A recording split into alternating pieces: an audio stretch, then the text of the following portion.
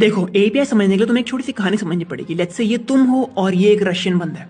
अब तुम्हें और इस रशियन बंदे को कम्युनिकेट करना है बेसिकली, ठीक है। पर तुम्हें रशियन नहीं आती और इस बंदे को हिंदी नहीं आती, तो टेक्निकली तुम्हें एक ऐसा बंदा चाहिए बीच में जिसे रशियन एंड हिंदी दोनों आती हो। अब तुम क्या करोगे, तुम अपनी बातें इस बंदे को बताओगे, है ना, और ये बंदा तुम्हारी बातें जाके इस रशियन बंदे को बताएगा और इस तरीके से तुम और ये रशियन बंदा कम्युनिकेट कर सकते हैं बेसिकली, ठीक है। अब यहाँ पे एपीआई कहाँ पे, एपीआई यार ये बीच वाला बंदा है, इसे हम एपीआई बोलेंगे।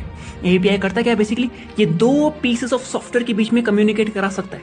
यानी कि एक पीस ऑफ सॉफ्टवेयर ये हो गया एंड एक पीस ऑफ सॉफ्टवेयर ये हो गया, और इन दोनों के बीच में कम्युनिकेट कौन करा सकता है, वो एपीआई करा सकती है। अब टेक्निकली इसे देखें तो हमारे पास क्या है, हमारे पास दो पीस ऑफ सॉफ्टवेयर हैं और इन दोनों के बीच में अगर हमको कम्युनिकेट करना है तो हमें बीच में कुछ चाहिए। लेट्स से ये हमारी जावास्क्रिप्ट है और ये हमारा ब्राउजर है जो कि लिखा हुआ है C++ में, ठीक है।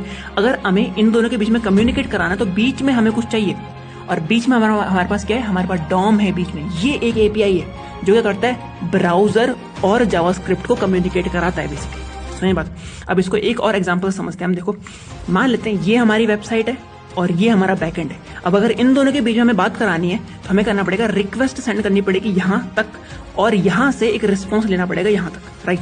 तो यहाँ पे क्या ये एपीआई है या फिर ये एपीआई है? नहीं, इन दोनों में से कोई भी एपीआई नहीं है। एपीआई ये बीच वाला मैकेनिज्म है यार जो बातें करवा रहा है, इसे हम एपीआई बोलते हैं।